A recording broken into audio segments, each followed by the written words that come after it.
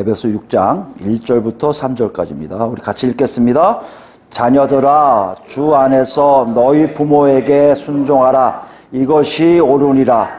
내 아버지와 어머니를 공경하라. 이것은 약속 있는 첫 계명이니 이로써 내가 잘되고 땅에서 장수하리라. 아멘. 지난 시간에 우리가 빛의 자녀들로서 성령으로 채워지는 삶을 가정에서 어떻게 확인한다고 했습니까? 남편들이 아내들을 사랑하고요, 아내들이 남편들을 존경하는 삶 속에 나타난다고 했어요. 이것이 자기들의 힘으로 한다는 것일까요? 아니죠. 그리스도를 통해서 하나님의 구원의 행위가 각자에게 역사함으로 자기도 모르게 자연스럽게 그런 삶이 나온다는 것이었어요. 만약에 그런 자연스러운 삶이 있다면 뭐라고 그러고요? 성령으로 채워지고 있는 증거라고 말씀하고 계시다는 것이죠. 한 주가 어땠습니까, 여러분? 혹시 하나님의 그리스도의 그 친밀함을 한번 느껴보셨나요? 그 친밀함 속에서 하나님의 살아계심을 경험했나요? 아니, 그런 것들이 나한테 조금이지만, 아주 작지만 그런 삶을 조금씩 움직이게 하는 어떤 힘이 내 안에서 느껴지기도 했나요? 우리 삶 속에 진정의 이것이 있어야 된다고 말씀하고 계세요. 바울 사도는 우리에게 이렇게 얘기하고 있습니다. 하나님의 자녀들이라면 하나님에 의해서 다른 사람들과 관계가 달라진다는 것이에요. 하나님에 의해서 다른 사람들과 관계가 달라진다. 오늘은 좀 더 나아가고 있습니다. 오늘 사실 6장을 딱 시작하면요, 그동안 보면 다른 주제가 시작돼야 돼요. 새로운 큰 주제가 시작되는데, 여러분 읽으시면 알겠지만 많이 익숙한 단어들이 나와요. 그리고 또 올라가면 우리가 그동안 했던 것과 거의 일치되는 내용들이 나오고 있는 걸 볼 수가 있습니다. 이걸 볼 때 6장이 새로운 주제를 시작하는 것이 아니라, 제가 만약에 이게 숫자를 매기는 그 당시에 번역하고 성경을 정리하는 사역이었다면 저는 이걸 5장 34절로 하고 싶어요. 이렇게 쭉 나가고 싶어요. 근데 어찌됐든 간에 6장 1절에 했습니다. 무슨 말입니까? 5장 21절에서 얘기한 그리스도를 경외함으로 피차 복종한 것이 무엇인지를 알게 하는, 가정 안에서 성령으로 채워진 삶이 무엇인지 알게 하는 그 주제하에 오늘 우리가 읽은 본문도 있다는 것이에요. 다른 건 뭐죠? 앞에 건요, 남편들과 아내들이었다면, 오늘 우리가 읽어서 알겠지만 누가 누굽니까? 자녀들과 아비들 혹은 부모들이란 말이에요. 관계가 좀 바뀌었을 뿐이에요. 우리가 가정 안에 그때 도표를 좀 약간 보면 가장이 있었죠. 가장이 있었고요. 가장에 아내가 있었고요. 그죠? 가장의 아내 밑에 뭐요? 자녀들이 있었고요. 가장 옆에 누가 있습니까? 노예들이 있었잖아요. 오늘은 누구를 얘기할 수 있습니까? 이 아비들과 혹은 이 부모들과 자녀들과의 관계를 통해서 뭘 할 수 있다? 그들 안에 성령으로 채워진 삶이 있는지를 확인할 수 있음을 보여주고 있다는 것이에요. 오늘 그것을 나가고 있어요. 그러니까 오늘 여러분과 제가 나는 지금 자녀인가? 나는 아비인가? 서로 다를 수도 있지만 오늘 본문 속에서 우리에게 얘기하고 있는 내용들을 따라가 보시면 내가 정말 성령으로 채워지고 있는지를 확인할 수 있다는 것이죠. 그 첫 번째 대상이 누굽니까? 1절 보니까 자녀들아요, 자녀들아. 자녀들아 하면 보통 나이를 따지지 않습니다. 우리가 생각할 때 나이가 얼마큼 되면 자녀고 얼마큼은 안 되면 자녀가 아니다, 뭐 이렇게 되는데 그게 아니라 뭐예요? 관계를 얘기해, 관계.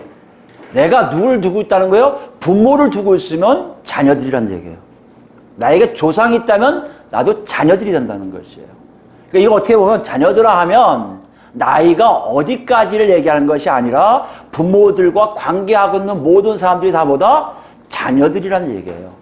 어떻게 보면 우리가 이걸 볼 때마다 늘 생각에 나는 나이가 들었으니까, 청소년기를 지났으니까, 청년기를 지났으니까 자녀들이 아니겠지 하고 할 수 있지만 이 전체 원래 문자적 의미를 생각한다면 그 넓이가, 범위가 좀 더 넓어지고 있음을 우리가 알 수가 있어요.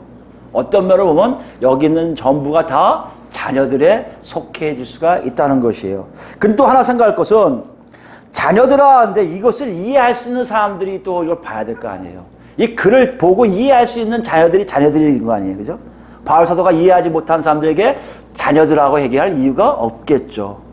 그걸 봤을 때 밑에 미니멈 이렇게 좀 내려가는 그 나이, 아래의 경계는 어디에 있습니까? 좀 성숙한 아이들, 글도 알고 무슨 말인지 이해되는 아이들, 거기부터 시작해서 나이가 어른이 돼도 자녀의 역할을 하고 있는 모든 사람들 다 얘기하고 있다고 볼 수가 있습니다. 여러분과 저는 어디에 있습니까? 저는 아직도 자녀들에 속해 있습니다. 저희 부모님 계시니까요. 이렇게 해서 자녀들에 대한 얘기가 좀 폭이 넓습니다. 그러면 내 자신이 성령이 어떻게 채워지면 알 수 있다? 과거에 제가 아내가 있으니까 아내하고 관계했던, 과거 아니죠? 앞에 얘기죠. 과거랄까 오해하시겠네? 현재 아내가 있으니까 아내와 관계를 통해서 성령의 충만함을 알았다면 오늘 또 하나의 관계를 얘기하는 거예요. 나하고 부모님하고의 관계를 통해서 내가 성령으로 채워지고 있는지를 확인하게 된다는 것이에요. 그럼 어떻게 확인할 수 있습니까? 1절 보시면 부모에게 뭐요? 순종하는 거예요. 자녀와 대상이는, 자녀와 상대가 되는 부모들에게 순종하고 있음보다 성령으로 채워지고 있는 것을 증거하고 있다는 것이에요. 순종이 뭡니까? 순종은 어떻게 하면요? 원래 듣는 것을 이렇게 자세가 있어요. 듣는 자세가 먼저 있어야 돼요. 듣는다는 얘기가 뭡니까? 마음이 열려 있는 걸 얘기해요. 마음이 열려서 하세요. 듣겠습니다. 들으면요. 바로 대답하겠습니다. 또요. 대답뿐만 아니라 말씀하신 걸 가지고 내가 복종하겠습니다. 뜻이 뭐라고요? 순종이에요. 어떤 면으로 보면 철저하게 듣고 복종하는 것이 모습이 뭐다? 순종하다의 단어의 의미입니다. 그러니까 부모에게 순종하라는 얘기는 뭡니까? 늘 부모에게 마음이 열려 있어서 그분이 뭘 말씀하시는지에 대해서 즉각적으로 대답할 뿐만 아니라 그분이 말씀하신 내용에 철저하게 복종하는 자세가 순종함의 모습이에요. 이것이 있으면 뭐다? 성령으로 채워짐의 증거가 된다는 것이에요. 그런데 이 동사가 뭔지 아십니까? 명령이에요. 그리고 계속형을 나타내는 현재형이에요. 현재 시제예요. 그러니까 철저하게 절대적으로 계속적으로 순종하고 있느냐가 뭐다? 성령으로 채워짐의 증거가 된다는 것이에요. 여기까지 얘기를 하면요, 많은 분들, 그 당시 쌈뿐만 아니라 세상을, 시대를 초월해서 오늘날도 마찬가지고, 과거도 마찬가지고, 미래도 마찬가지일 거라는 생각이 들지만, 부모에게 순종하라는 명령은요, 어느 사회를 막론하고 다 만장일치 합의한 거예요. 어떤 사회는 부모 순종하지 마, 이렇게 가르친 사회가 절대 없습니다. 모든 사회가 다 부모에게 순종하라고 되어 있다는 것이에요. 그래서 이걸 읽을 때마다 저도 그렇지만 여러분 중에도 그런 분이 많이 왔을 거예요. 그냥 넘어가는 거예요. 아니, 부모에게 순종하라? 당연히 순종해야지. 이거 어렸을 때부터 내가 배운 건데 태어날 때부터 지금까지 그 부모하고 관계하면서 늘 가정에서 배웠고 학교에서 배웠고 사회적으로 다 배운 건데 이 정도는 뭐 됐지 하고 넘어갈 수가 있다는 것이에요. 어쩌면 이 내용이 그렇게 우리에게 팍팍 들어오지 않게 되어 있어요. 근데 여기서 한번 생각해 보세요. 바울 사도가 왜 이것을 얘기했을까요? 그러니까 사회적 합의니까 기독교도 사회적 합의에 동참합니다 라고 보여주려 했을까요? 저는 바울 사도가 그런 성격이 아닌 걸로 알고 있어요. 사회가 잘못됐으면요, 순교를 각오하더라도 하나님 말씀을 주장하는 사람이라 생각한다면 분명히 바울 사도가 이것을 기록할 때는 그 의도가 분명하게 깔려 있다는 것이에요. 그 의도는 지금 우리에게도 적용이 되어야 된다는 것을 우리가 알 수가 있다는 것이에요. 어떤 의도일까요? 한번 자칫 본문을 보면 알 수가 있습니다. 자녀들아, 1절에 뭐요? 주 안에서라는 것을 얘기해요. 바울 사도는 이렇게 얘기했어요. 사회적 합의에 의해서, 윤리 강령에 의해서 너희가 부모에게 절대적으로 계속해서 철저하게 듣고 복종하는 것이 아니라 너희가 너희 자녀들 중에 주 안에 있다고 생각한다면 이 뜻이에요. 주 안에 있다는 뜻이 뭡니까? 지금까지 얘기한 것, 그리스도와 교회와의 관계예요. 어떤 관계입니까? 굉장히 친밀해요. 친밀해서 주 안에 있으면요, 성령의 역사하심을 체험하고요, 성령의 역사하심을 체험하면요, 내 삶 속에 하나님의 뜻이 무엇인지를 아는 사람들, 하나님이 살아계심을 아는 사람들을 얘기한다는 것이에요. 일반적인 세상적 사회에서 온 합의가 아니라 그들은 그렇게 합의하라고 내버려 두고, 내가 너희들에게 얘기하고 싶은 것은 그들이 아닌 너희가 속해 있는 주 안에서의 내용을 얘기하고 싶다는 것이에요. 무엇을 얘기할까요, 여러분? 예수 믿는다는 것 중에 하나가, 예수 믿는 삶 속에 절대적으로 나와야 될 게 뭐다? 바로 부모를 순종하는 거라는 거예요. 누구라면? 너희가 자녀들이라면, 너에게 부모가 계시다면, 너에게 조상이 있다면, 너희에게 어른이 있다면 너희는 반드시 그분을 어떻게 해라? 순종해야 된다는 것이에요. 이건 선택사항이 아니에요. 선택사항이 아니라는 게 뭡니까? 반드시 내가 지금 그러고 있어야 된다는 것이에요. 여기서 우리를 봐야 돼요, 여러분. 여러분 정말 주 안에 계십니까? 정말 예수 그리스도를 통해서 여러분 예수 그리스도 안에 있어서 하나님을 만나고 살고 계십니까? 그렇다면 여러분 안에 부모를 순종하는 삶이 분명하게 나타나게 될 것이라는 것이에요. 이 희한한 건요, 바울 사도가 그동안 안 했던 일들을 해요. 왜냐하면 바울 사도는 사도예요.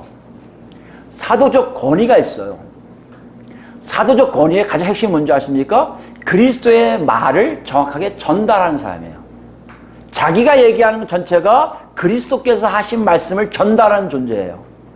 그렇기 때문에 사도적 권위로 얘기하면요, 대부분 그것은 하나님의 명령처럼 되어 있어요. 근데 오늘 바울 사도는 이렇게 얘기한 다음에 이것이 얼마큼 중요한지를 얘기하려고 자기가 갖고 있는 모든 자료들, 근거를 대고 있어요. 그게 2절, 3절입니다. 1절부터 보시면요, 이것이 옳으니라 라고 표현하고 있어요. 여기 또 우리가 얘기하고 있지만 여기 뭐가 빠졌다고 우리가 알아야 되는데, 헬라어 성경에 뭐가 빠졌을까요? 이유를 알려주는 접속사가 빠졌어요. 좀 여러분 중에 하나님께서 야 성경 다시 번역해라 하고 있으면 그것까지 자세히 했으면 좋겠어요. 여기 어떻게 하면, 문자가 어떻게 하냐면요, 왜냐하면 이것이 옳기 때문이다 돼 있어요. 무슨 말이냐면 바울 사도가 이러는 거예요. 사도적 권위를 가지고 야 너희들 부모에게 순종해 라고 명령했거든요. 그런데 이것이 너무 중요한 것 같아요. 그러니까 이유를 대는 거예요. 자기가 얘기한 것도 이유를 대는 거예요. 이것이 옳기 때문이야.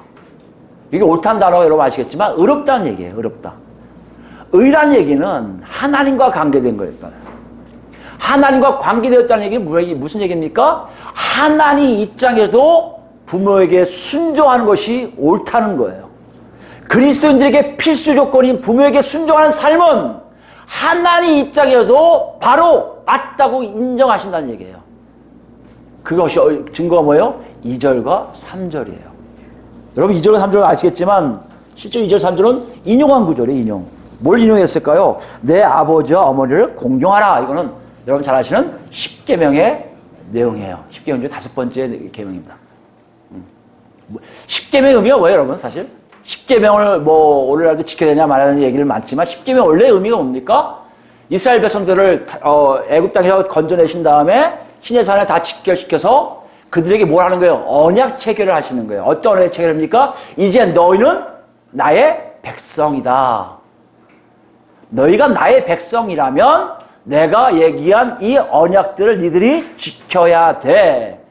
지킬 거야? 그럼 너희는 내 백성이 되고 나는 너희의 하나님이 될 거야 라고 시내산에서 언약 체결을 하시는데, 그 언약 체결의 핵심적인 헌장이 뭐라고요? 십계명이에요. 말하자면 십계명은 언약 체결에 있어서의 율법을 얘기하는 바운더리예요. 경계선이에요. 경계선 중에 하나라는 얘기는 무슨 얘기입니까? 반드시 그렇게 되어져야 한다는 얘기예요. 또 얘기한다면 십계명은요, 명령형이 아니에요. 히브리어에서도 명령형이 아닙니다. 뭐예요? 히브리어를 보면 기대를 나타내요. 하나님이 하나님 백성 이스라엘 백성들에게 너희들이 이렇게 할 것을 기대한다는 표현이에요. 부모를 순종하라는 계명이 거기 있다는 것은 니들이 내 백성이라면 당연히 부모를 공경하게 될 거라는 얘기예요. 그게 십계명 내인 5번째 계명의 의미입니다. 근데 공경이 뭐예요? 공경하라, 공경은요. 순종하라는 다릅니다. 공경은요, 그분의 가치를 인정해 주라는 거예요. 그분들의 가치가 뭐예요? 여러분이 이 땅에 태어나게 하신 놀라운 일을 하신 분들이세요. 그 가치를 인정해 드려야 돼요. 하나님이 직접 빚지 않는 한 하나님의 뜻에 의해서 이 땅에 나오게 하려고 남자와 여자를 맺게 하신 하나님의 놀라운 뜻 안에서 나온 탄생분들이라는 얘기예요. 그러므로 그 부모들의 가치를 인정해 주다 보니 경의를 표할 수밖에 없고요, 존경할 수밖에 없기 때문에 공경하라고 얘기하는 거예요. 그 공경을 얘기해놓고 바울서도 이렇게 얘기해요. 이것은 약속이 있는 첫 계명이냐고 얘기하는 이 자체는 바울 사도가 첨가를 해요. 왜 첨가를 할까요? 정말 3절 같은 약속이 있었어요. 3절. 계명이 있는데 위에 네 계명 말고 나머지 뭐 살인하지 말라, 뭐 거짓, 뭐 도둑질하지 말라, 여기는 약속이 없는데 이 부모에 대한 공경에는 약속이 붙어 있어요. 어떤 약속입니까? 내가 잘되고 땅에서 장수하리라. 내가 잘되고 땅에서 장수하리라는 약속이 있단 말이에요. 이걸 가지고 바울 사도는 뭔가를 얘기하고 싶어요. 뭘 얘기한 거예요? 이것이 약속 있는 첫 계명이니라고 표현하고 싶었던 얘기예요. 이거 갖고 이제 많은 해석자들, 주석가들이 이제 얘기를 하겠죠. 첫 계명의 뜻이 뭘까? 여러 가지 있는데 여러분 자세하게는 나중에 성경 공부 시간에 할 것이고요. 일반적으로 학자들이 이렇게 합의를 보는 게 뭡니까? 중요하다는 거, 중요하다. 여기는 최선, 최상 이런 뜻도 있거든요. 첫이라는 의미에 먼저라는 것도 있지만 순서에 먼저도 있지만 최고 위에 있는 거라고 얘기할 수가 있어요. 매우 중요한 계명이라는 뜻이에요. 뭘 얘기하고 싶은 거예요? 약속이 있을 정도라면, 그죠? 하나님이 계명을 했어요. 살인하지 마. 그럼 끝나야 되는데 만약 살인하지 말라고 너무 중요하다면 살인하지 않으면 너에게 뭐 할 거야 라고 약속을 할 텐데 약속이 없는 것처럼. 왜요? 살인하지 말면 다 아니까. 근데 부모를 공경하라 얘는요 너무나 중요하니 하나님이 약속을 붙여요. 어떤 약속을 붙입니까? 내가 잘되고 장수하리라. 그만큼 이 계명은 중요하고 반드시 지키라고 말씀하고 있다는 것이에요. 바울 사도 이걸 얘기하고 싶었던 거예요. 자녀들에게. 야, 부모를 가진 사람들아 잘 들어봐. 너희 그 부모 공경하는 거, 부모 순종하는 거 사회에서도 다 얘기해. 윤리 강령에서 다 나와 있어. 그러나 난 그걸 얘기하는 게 아니야. 너희가 정말 예수 그리스도를 만나서 하나님 자녀가 됐다면 그 부모를 순종하는 그 자체가 하나님에게 너희에게 주신 명령 중에 매우 중요한 명령인 것을 강조하고 계신 걸 네가 알라는 것이에요. 여기서 우리 자신을 봐야 돼요. 실제적으로 부모를 공경하라, 순종하라, 이건 굉장히 우리에게 익숙한 명령이에요. 근데 점점 갈수록 이것이 없어지고 있어요. 요즘 사회를 보면 더 그렇습니다. 이제 애들한테 뭐 한 10대에서부터 얘기할게요. 10대, 뭐 20대, 30대, 40대, 50대 마찬가지일 거예요. 10대를 얘기합시다. 제일 이제 커간 애들이니까.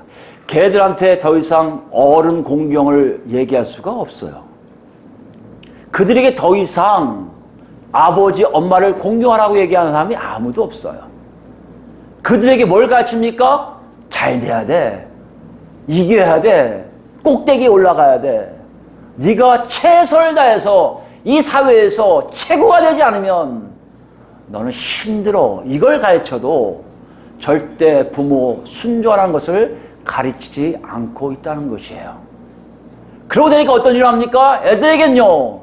옛날에는 그랬어요. 어른과 아이였어요. 부모와 자녀였어요. 근데 요즘 아니에요. 나와 너예요. 나와 너. 1:1 관계예요. 윤리는 뒷전을 가요. 그 앞에 뭘 세웁니까? 법을 세워요. 법이 옳다고 그러면 윤리가 아무리 잘못됐어도 그냥 인정할 수밖에 없는 사회가 오늘날 이루어지고 있다는 것이에요. 이런 환경 속에서 사실 이런 내용을 보면요. 많은 사람들이 그렇게 될 거예요. 공허해질 것 같아요. 뭐 세상은 다 이런데 뭘 어떻게 부모를 순종하고 공경하라는 얘기야. 그건 옛날 사람들 얘기지. 요즘은 그거 바뀌었을 거야. 이때 바울 사도의 이 얘기가 우리에게 어떤 의미를 다가오는지 스스로 한번 생각해 보셔야 됩니다. 어떻게 오고 계십니까?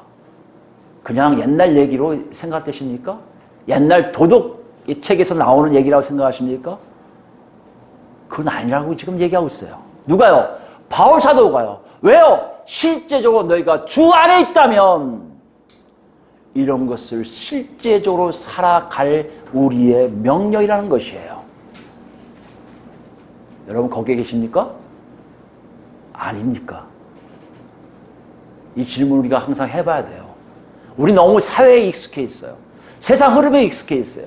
세상은 빨리 가면서 우리로 하여금 생각지도 못하게 우리를 끌고 가요. 이걸 사조라고 합니다. 세상의 흐름이라고 얘기해요. 그 흐름 속에 우리도 모르게 따라가요. 상대의 윤리주의예요. 내가 옳은 거 옳은 거고 남이 내가 틀리면 틀린 거예요. 남은 상관 안 해요. 거기에 부모도 속합니다. 부모도 남이에요. 내가 원하는 대로 해야만 부모가 따라오든 말든 상관도 안 해요. 한국교회 정말 어떻을까요? 우리는 어떻을까요?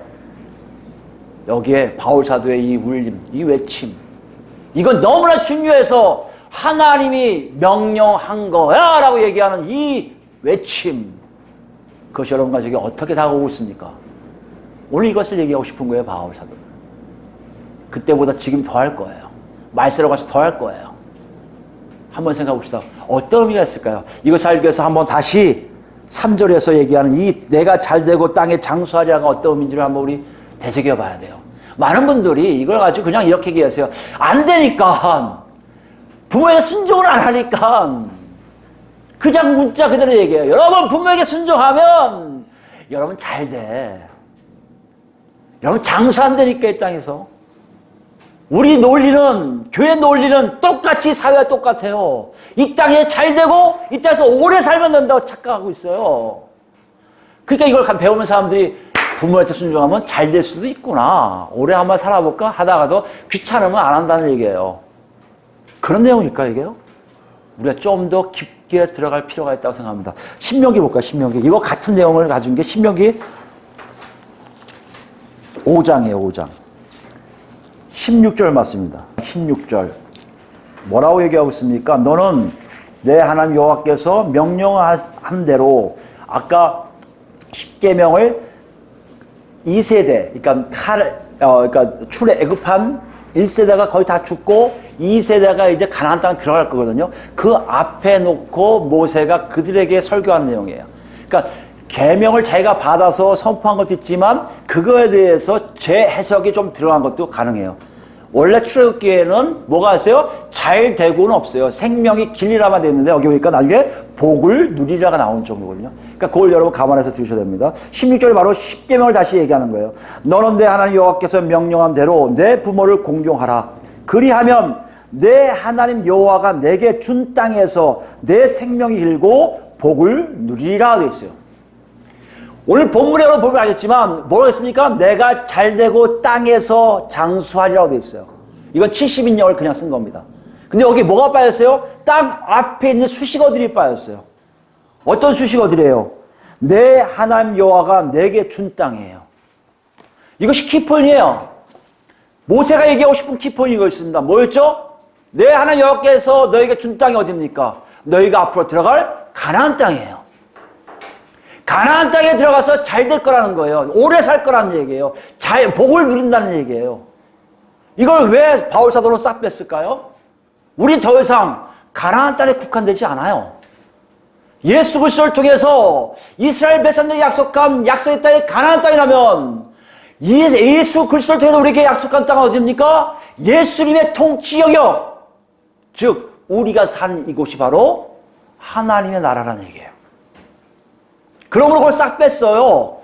의미는요 똑같아요. 어떤 의미입니까? 하나님이 통치하신 나라에서 잘되고 장수하게 된다는 얘기예요. 그럼 사람들 생각에 잘되고 장수할 것이다. 오케이, 그거 좋았어. 이 세상이 아니에요, 여러분. 이 세상이 잘되고 장수하려 착각하지 마세요. 그 얘기한 거 아니에요. 그러면 잘되고 장수하는 게 뭘까? 간단한 거 아니에요? 신명기에서 늘 다른 게 뭡니까? 잘된다, 장수한다, 오래된다. 얘기 뭐예요? 역으로 나온 게 있어요. 너희가 망할 것이고 죽을 것이고 나온다는 얘기예요. 그 차이가 뭡니까? 하나는요, 잘되고 장수하는 것은 하나님이 늘 함께 하시겠다는 사인이고요. 망하고 죽겠다는 얘기 뭡니까? 하나님이 더 이상 너하고 같이 함께하지 않겠다는 말씀이라는 얘기예요. 우리가 이 땅에 잘되고 뭐 떵떵거리고 살 거야, 걱정하지 마, 부모 모시면 잘 이렇게 될 거야 한다면 바울 사도 그렇게 생각하지 않다는 얘기예요. 무슨 얘기입니까? 오늘 이 얘기는 주 안에서 부모를 순종하게 되면 이 삶에 반드시 하나님이 동행하실 하실 거란 얘기예요. 이게 뭐가 중요해서 그래요? 여러분, 왜 동행하는 게 중요합니까? 역으로 얘기하면 뭐예요? 하나님과 동행하지 아니하면 우리는 사는 것이 아니라는 거예요. 먼저 우리가 출애굽기 볼까요? 21절 보시면 그 계명의 역을 얘기해요. 출애굽기 분명 나와요. 여기에 복을 누리다가 없어요. 내 생명이 길리라가 나와 있어요. 근데 신기한 게 뭔지 아십니까? 그런 계명을 주신 이유가 뭐라고요? 그 계명이 너무 중요해요. 만약에 네가 부모 순종하지 아니하면 어떤 일 한다? 너는 파멸을 당할 것이라는 것을 강조하신 거예요. 다시 얘기할까요? 하나님이 너와 동행하지 아니할 거라를 강조했다는 얘기예요. 그게 어떻습니까? 21장 15절 보시면 자기 아버지나 어머니를 치는 자는 때리는 사람을 얘기해요. 부모를 때리는 사람 있을까 없을까요? 있단 말이에요. 어떻게 하라는 얘기군요? 반드시 죽일지니라. 무슨 말이에요? 생명이 끊어진다는 얘기는 그 사람은 더 이상 하나님과 관계없음을 얘기하는 거예요. 구약의 사고의 죽음은 하나님과 더 이상 단절을 얘기하는 겁니다. 끝났다는 걸 얘기해요. 17절 볼까요? 자기 아버지나 어머니를 저주하는 자는 반드시 어떻게 하라? 죽일지라. 저주하는 자도 반드시 죽이라는 거예요. 순종의 반대 개념으로 얘기하고 있어요. 순종의 반대는 죽음이에요. 순종은요, 복이에요. 어떤 복이에요? 하나님과 동일한 복이고요. 아닌 것은 하나님과 멀어진 저주란 말이에요. 이걸 좀 더 확대한 게 뭡니까? 신명기 21장 가보세요. 신명기 21장에는 이거보다 더 세밀하게 얘기해요. 18절입니다. 신명기 21장 18절. 사람에게 완악하고 패역한 아들이 있어 그의 아버지의 말이나 그 어떤 어머니의 말을 순종하지 아니하고 저주하고 때리는 건 이건 아주 악한 종자에 속한다면 그렇지 않아요. 말을 안 들어요. 순종하지 않아요. 부모가 징계하여도 순종하지 아니하거든. 이해되시겠습니까? 순종하지 않는 자에 대해서 얘기하고 있어요. 그의 부모가 그를 끌고 성문에 이르러, 성문의 의미는 재판장이에요. 재판장을 끌고 가라는 얘기예요. 끌고 가서 그 성읍 장로들에게 나아가서 그 성읍 장로들에게 말하기를 우리의 이 자식은 완악하고 패역하여 우리 말을 듣지 아니하고, 아까 순종이 뭐라고요? 말을 듣는 것부터 시작한다고 했죠. 열려서서 듣는 걸 얘기해요. 그걸 하지 않는 패역한 아들에게 얘기를 그렇게 얘기했습니다. 우리 말을 듣지 아니하고 방탕하며 술에 잠긴 자라 하면 그 성읍의 모든 사람들이 그를 돌로 쳐 죽일지니 이같이 내가 너희 중에서 악을 제하라. 그리하면 온 이스라엘이 듣고 두려워하리라. 그게 악을 제거하는 거라는 거예요. 부모를 순종하는 것이 사회적 합의에 대한 것이 아니라는 얘기예요. 부모에게 순종하는 것이 하나님 나라에 반드시 지켜질 하나님의 뜻이란 얘기예요. 그렇지 않으면 하나님 나라에서 벗어난다는 것이에요. 구약만 그럴까요? 신약에도 마찬가지예요. 신약 볼까요? 로마서 1장입니다. 로마서 1장 오시면 로마서 1장입니다. 1장 28절. 이방인들에 대해서 얘기하면서 이방인들이 하나님께 멀어져서 하나님의 심판을 받을 수밖에 없다는 것을 얘기한 다음에 그들의 모습들을 그린 것이 28절부터 나오거든요. 28절 뭐라고 됐냐면 또한 그들이 마음에 하나님 두기를 싫어하며 하나님께서 그들을 그 상실한 마음대로 내버려 두사 합당하지 못한 일을 하게 하셨으니 하나님의 자녀가 아닌 걸 증거하기 위해 내버려 두셨단 말이에요. 그때 어떤 일을 하냐고 보세요. 여러 가지 있는데 30절 보시면 마지막에 뭐가 나옵니까? 부모를 거역하는 자요. 여기 거역하다는 얘기가 불순종을 얘기해요. 거역한다는 얘기가 들을 생각도 않고 뭐 대답도 안 하고 뭐 자기 마음대로 이 모든 것을 얘기하는 게 바로 부모를 거역하는 거예요. 부모의 순종이 바로 뭐다? 하나님과 직접적 관계가 있는 자의 모습인 것을 얘기하고요. 만약에 거역하고 불순종하면 하나님과 관계없음을 하나님이 선포하신다는 얘기예요. 더 나갈까요? 디모데후서예요. 디모데후서 3장입니다. 3장 보시면 말세에 일어날 증거들이에요. 3장 1절 보시면 너는 이것을 알라 말세에 고통하는 때가 이르니 말세의 증거들입니다.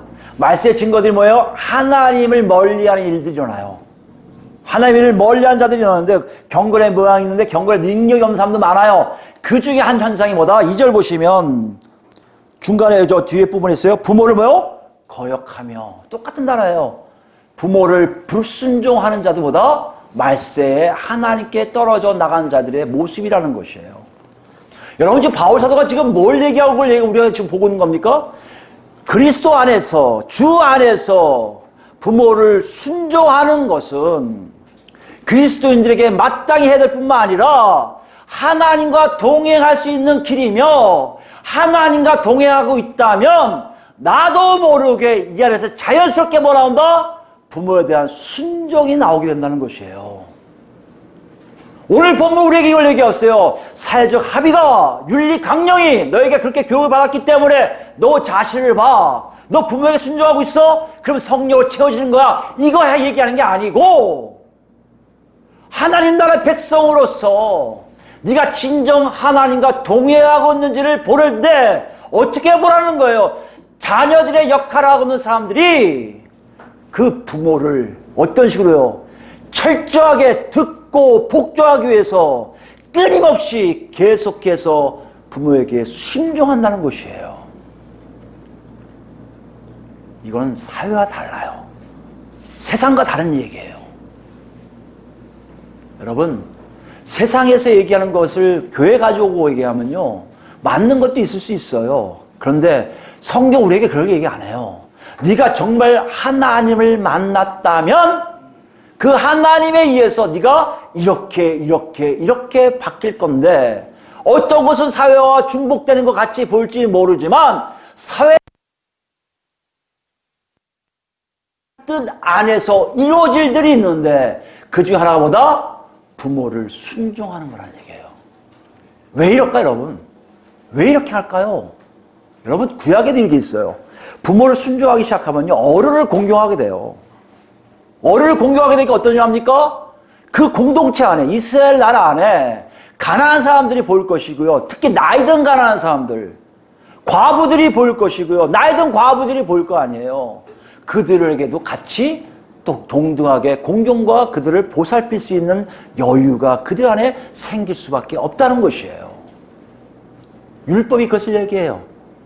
약자들, 특히 뭐요? 고아, 과부, 나그네를 네가 잘 대접하느냐를 보는 거 아니에요. 여러분, 이게 문자적으로 해석하면, 율법적으로 해석하면 해야 된다, 안 해야 된다 얘기할 수 있지만 하나님 우리에게 이걸 얘기하시는 거예요. 그 문자적이 아니야. 내 뜻이야, 그게. 사실 우리 한국 교회는 모르겠지만, 세계적으로 봐서 모르겠지만 있는 데도 있겠죠. 제가 보기에는 좀 많이 사라진 것 중 하나가 그런 제도예요. 그게 어디 있습니까? 디모데전서를 같이 볼까요? 디모데전서 보시면 이런 일이 일어나요. 5장입니다. 디모데전서 5장 보면 먼저 디모데에게 이렇게 권면해요. 1절입니다. 5장 1절. 늙은이를 꾸짖지 말고 권하되 아버지에게 하듯 하며 이렇게 됐어요. 디모데가 젊거든요. 그러니까 나이 든 사람들을 네가 권한이 있으니까 높이 잘 있으니까 야단치 마서 그렇게 하면 안 돼! 이렇게 하는 게 아니라 아버지께 순종하듯이 아버지를 보살피듯이 그렇게 권하라는 얘기예요. 누구한테 이거 얘기하는 거예요? 목사한테 얘기하는 거예요. 목사한테. 오늘날 목사예요. 막 올라가서 반말로 막 하는 게 아니라 아버지 대하듯이 하라는 얘기예요. 하나님의 인격성을 좀 얘기하고 있어요. 하나님의 어떤 분이신지 얘기하고 있어요. 우리는 이것이 너무나 서툴러요. 꼭 무당이, 죄송하지만 무속인들이 그 사람들에게 반말하듯이 목사가 반말하는 것이 곧 당연하다고 여길 때가 많이 있어요. 아닙니다, 여러분. 대우는 똑같이 해야 돼요. 잊어보세요. 늙은 여자에게는 어머니에게 하듯 하며, 누구에게 지금 얘기하는 거라고요? 디모데에게 얘기하고 있어요. 그리고는 교회에 대해 얘기하는 게 뭔지 아십니까? 3절부터예요. 참 과부인 과부를 존대하라. 이게 존대하라가 공경하라와 같은 의미예요.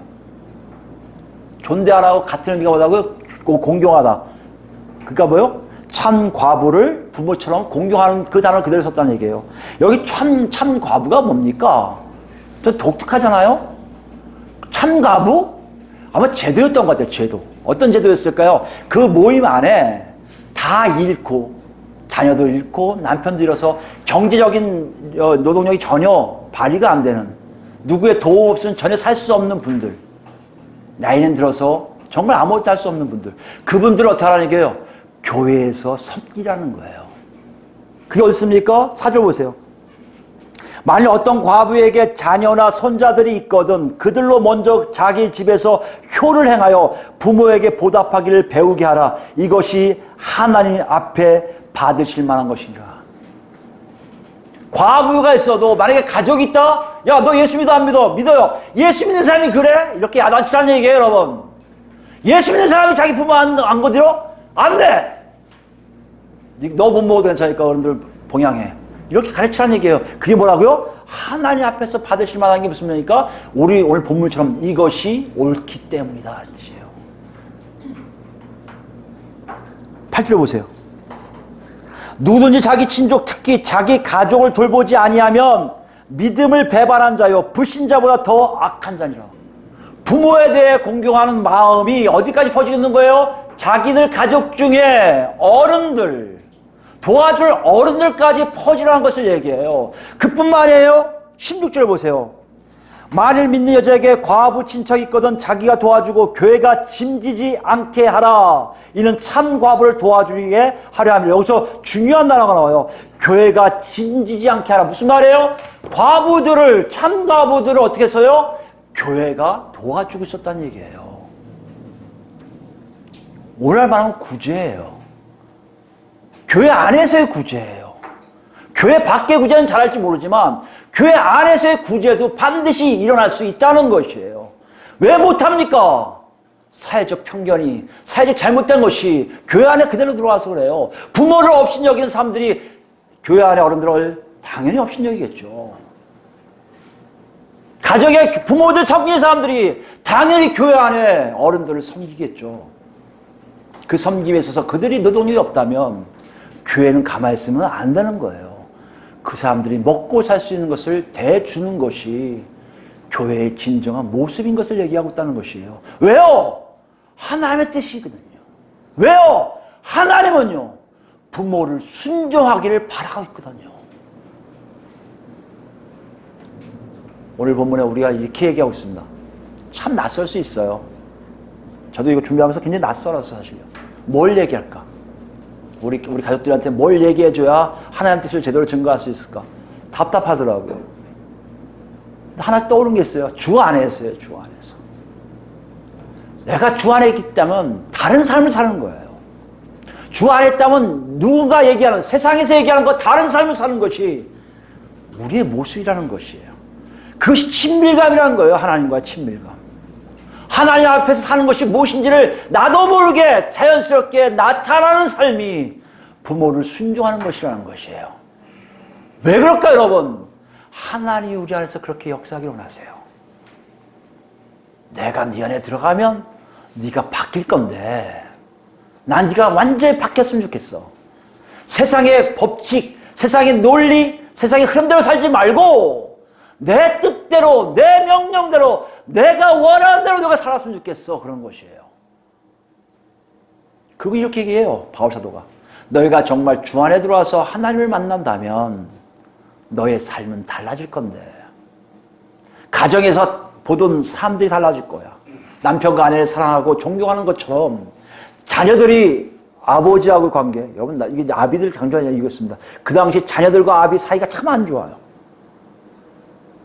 엄하게 키워야 된다고 생각하고요. 어떤 면은요, 취급도 안 해요. 막 버리려고 그러고요. 아버지는 그냥 내버려두는 그런 존재였단 말이에요. 그런 삶을 살던 사람들이 이런 거예요. 자녀들아, 네 아비가 암만 그래도 그만이 주 안에 있다면 너는 세상에서 그 사람이 너를 핍박하고 너를 치러도 너는 그를 순종해야 돼. 왜 그런 줄 아니? 네 안에 내가 있기 때문이야. 성령이 있기 때문이야. 그런 사람들은 달라집니다. 가정에서 달라질 거예요. 가정 구성원들이 달라질 거예요. 저들에게 대하는 태도가 달라질 거예요. 교회 안에서 달라집니다. 어르신에 대한 것이 달라질 것이고요. 아이들에 대한 것이 달라질 것이고요. 내 몸이, 내 행동이, 내 태도가 그들에 대해서 달라질 수밖에 없다고 지금 말씀하고 계시다는 얘기예요. 이를 위해서 예수님이 오신 거예요. 이걸 위해서 예수님이 피 뿌리신 거예요.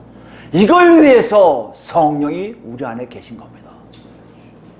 그러므로 내가 자녀들로서 부모를 순종한다면 내 안에 성령이 채워진 것의 증거가 될 수밖에 없다는 것이에요. 오늘 우리에게 놓고 하고 계세요. 너는 지금 어디 있니? 정말 그러고 있어?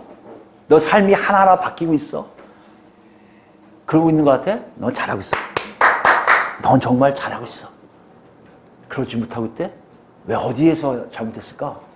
뭐, 너 예수 안 믿었어? 예수 믿어야지. 예수 믿어 달라져. 믿었는데 그렇다고? 어디서 실족한 거야? 어디서 놓친 거야? 다시 시작해. 성령이 너 안에 계시잖아. 도와주실 거야. 이 말씀을 바울 사도가 우리에게 하고 있는 거고, 하나님이 우리에게 그런 명령을 하고 계신 거예요. 우리 마지막 전도서 올 텐데요. 네, 전도서 11장입니다. 11장 959페이지. 11장 9절부터예요. 청년이요. 여기 청년의 의미는 젊은 사람들 얘기하고 있지만 어떻게 보면 장가 안 간 사람 다 포함할 수 있고요. 어떻게 보면 우리가 얘기한 자녀들로 얘기할 수 있어요. 청년이요, 내 어릴 때를 즐거워하며 내 청년의 날들을 마음에 기뻐하여 마음에 원하는 길들과 내 눈이 보는 대로 행하라. 그러나 이러는 거야. 니들 다 살고 싶은데 살아봐. 전도서의 이것은 지혜서거든요. 지혜자가 자기 삶을 정리하며 쓴 마지막 부분이에요. 니들 마음껏 살아봐. 그러나 알아야 될 거 있어. 하나님이 이 모든 일로 말미암아 너를 심판하실 줄을 알라. 그런즉 근심이 내 마음에서 떠나게 하며 악이 내 몸에서 물러가게 하라. 어릴 때와 검은 머리의 시절이 다 헛되니라. 너희 시절이 곧 갈 거니까 조심하라는 거예요. 이거는 전도자의 입장에서 쓴 것이 아니라 하나님의 인생을 바라보고 얘기하시는 거예요. 너희 삶은 짧은데 너희가 지금 어디 가고 있는지 내가 다 보고 있는데 곧 가기 전에 정신을 차렸으면 좋겠다. 이 얘기예요. 그래서 12장 1절 보세요. 너는 청년 때에 너의 창조주를 기억하라. 지금 기억했으면 좋겠다는 얘기예요. 차라리. 곧 공고한 날이 이르기 전에, 힘든 날이 이르기 전에, 나는 아무 낙이 없다고 할 해들이 가깝기 전에, 나이가 많이 들어서 정말 이 땅의 모든 것들이 다 재미가 없어지기 전에 제발 모든 것이 혈기왕성하고 하나님 앞에서 정말 기쁨이 뭐고 평강이 뭔 줄을 알 그 시기에 창조주 하나님을 만나라고 얘기하고 있다는 얘기예요. 그게 너무나 소중하거든요. 2절입니다. 해와 빛과 달과 별들이 어둡기 전에, 비 뒤에 구름이 다시 일어나기 전에 그리하라. 세월이 지나가기 전에 지금 하나님을 만나라는 거예요. 그것도 안 되니까 어떻게 합니까? 실제 보실까요? 흙은 여전히 땅으로 돌아가고 영은 그것을 주신 하나님께로 돌아가기 전. 이 무슨 말이에요? 죽기 전이에요. 죽기 전. 그것이 안 됐어? 그러면 죽기 전이라도 하나님께로 돌아가라는 게, 하나님을 기억하라는 거예요. 창조주 하나님을 만나라는 거예요. 전도자가 이르되 헛되고 헛되도다. 모든 것이 헛되도다. 전도자는 지혜자에 이어서 여전히 백성에게 지식을 가르쳤고 또 깊이 생각하고 연구하여 잠언을 많이 지었으며 자기 얘기하는 거예요. 전도자는 힘써 아름다운 말들을 구하였나니 진리의 말씀들을 정확하게 기록하느니라. 이 안에 하나님의 진리가 들어있음을 얘기해요. 13절 보세요. 일의 결국을 다 들었으니 하나님을 경외하고 그의 명령들을 지킬지어다. 이것이 모든 사람의 뭐요? 본분이니라. 무슨 말이에요? 사람이 할 일이란 얘기예요. 하나님은 모든 행위와 모든 은밀한 일을 선악간에 심판하시리라. 전도서의 전도자가 뭘 얘기하고 있는 겁니까? 너희들이 생각할 때 간단한 진리가 하나 있는데 그 간단한 진리는 너희가 생각할 때 창조주가 있다면 그 창조자로 돌아가라는 거예요. 하나님을 만나라는 얘기예요. 또 너희가 그렇다면 그분이 얘기하는 게 아무리 단순하고 아무리 봐도 보잘것 것 같지 모르지만 그 말씀까지도 지키는 것이 너희가 이 땅에 사는 본분이라고 얘기하고 있다는 것이에요. 오늘 본문 말씀하고 딱 매치되는 것이 있습니다. 부모를 순종하는 것을 다 아는 내용이에요. 부모를 순종하고 모르는 사람이 어디 있습니까? 그러나 다시 한번 생각해 보세요. 다시 한번 여러분 깨달아 보세요. 하나님이 나한테 이 명령을 왜 하실까? 그거는 하나님이 여러분과 저희가 동행하기를 원하신다는 얘기예요. 같이 가기를 원하신다는 얘기예요. 같이 가는 역사가 어떤 곳인지를 황홀하니까 얘기하시는 거 아니겠습니까? 같이 하니까 너무 놀라우니까 얘기하시는 거 아니겠어요? 그 속에서 나도 모르게 나오는 것보다 부모를 순종하는 삶이 나온다는 것이에요. 우리 모두 우리 삶 속에서 가정에서 부모를 순종하고 있는지, 내 가족들에 대해서 어떻게 대하고 있는지, 공동체 안에서 어떤 사람들에게 어떻게 대하고 있는지, 그걸 통해서 내 안에 정말 성령께서 역사하시구나를 감동하는, 알아차리는, 그래서 하나님께만 경배하는 우리 모두가 되기를 예수 그리스도로 축원드립니다. 아멘.